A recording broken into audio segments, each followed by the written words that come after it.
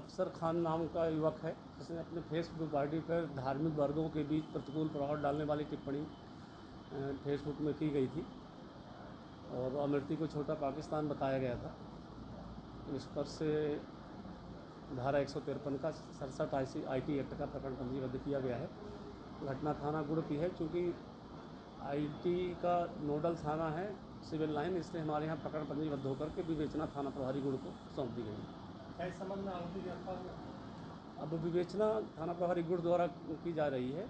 गिरफ्तारी के मामले में जानकारी वहीं से प्राप्त हो सकती है।